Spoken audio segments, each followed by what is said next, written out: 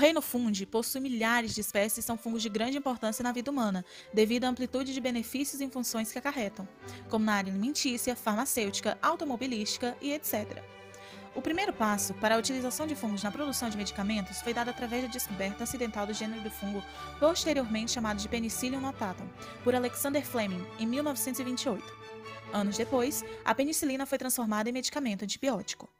Pesquisando substâncias capazes de combater bactérias em feridas, Alexander Fleming, um médico e bacteriologista escocês, esqueceu seu material de estudo sobre a mesa enquanto saía de férias. Ao retornar, observou que suas culturas de Staphylococcus aureus estavam contaminadas por mofo e que nos locais onde havia o fungo existiam halos transparentes em torno deles, indicando que este poderia conter alguma substância bactericida. Constatou que o fungo havia contaminado a placa de vidro em que as bactérias se desenvolviam e começaram a crescer.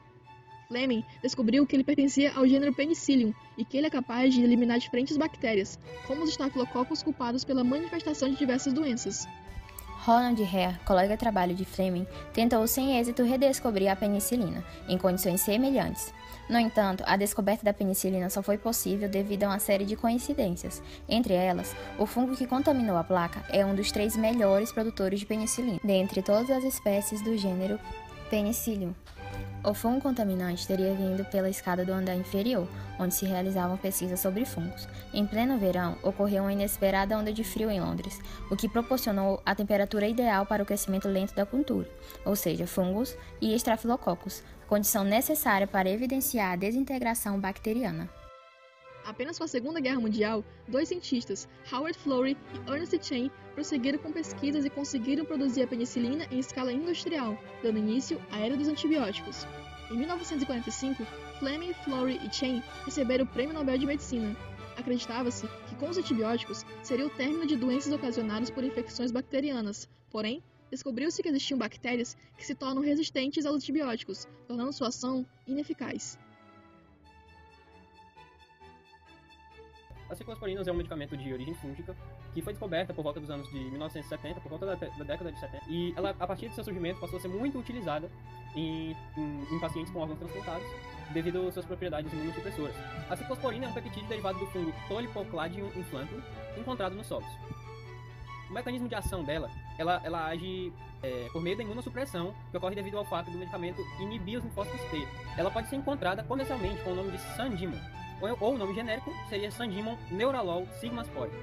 Os efeitos colaterais desse medicamento podem variar desde a perda de apetite, aumento do açúcar no sangue, tremor, dores de cabeça, pressão arterial elevada, enjoos, vômito, dor abdominal e outros sintomas. As contraindicações são levadas principalmente a pacientes com hipersensibilidade aos seus componentes, que formam esse medicamento, e deve-se ter algumas precauções com o uso desse medicamento em pacientes que já tiveram problema com álcool, epilepsia, problemas hepáticos ou problemas na gravidez. Cefalosporina. As cefalosporinas são antibióticos oriundos do fungo Cephalosporin ancremonium. Assim como as penicilina, a cefalosporina pertence à família dos beta-lactano, antibióticos que têm em comum o anel beta-lactano. O mecanismo de ação da cefalosporina é muito parecido com o da penicilina. Impedem a síntese da parede celular de bactérias. A utilização de medicamentos feitos a partir da cefalosporina pode causar alguns efeitos adversos, como, por exemplo, diarreia e nefrotoxicidade. As cefalosporinas também interagem com o álcool presente no corpo, desacelerando seu metabolismo e, como consequência, há um aumento dos níveis de acetaldeído, que eventualmente provoca sintomas como náusea, vômito, enrijecimento facial, dor de cabeça, dificuldade para respirar e dor no peito. São classificadas em gerações, baseadas na cronologia da introdução dos medicamentos no mercado e na sua atividade antibacteriana. Primeira geração. São muito ativas contra bactérias gram-positivas e de ação menos expressiva contra bactérias gram-negativas. São apropriadas no tratamento de infecções do trato urinário não complicadas, principalmente durante a gravidez. Exemplos: cefazolina, cefalotina e cefapirina. A segunda geração é uma maior ação contra micro-organismos gram-negativos, apesar de ser inferior à próxima e terceira geração. A cefuroxima é a mais usada dentre as cefalosporinas de segunda geração e ocorre em casos de infecções respiratórias quando o agente etiológico não é identificado.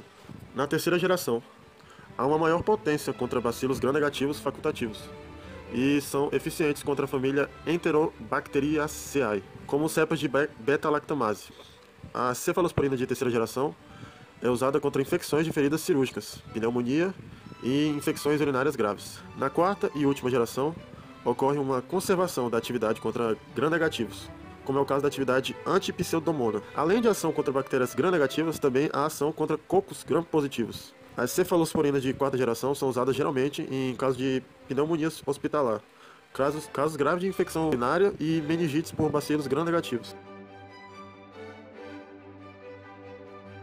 A descoberta dessa droga foi feita acidentalmente pelo assistente do falecido pesquisador Judah Folkman, um dos maiores especialistas em câncer do mundo, quando, ao tentar cultivar células endoteliais, deixou a cultura se contaminar por um fungo.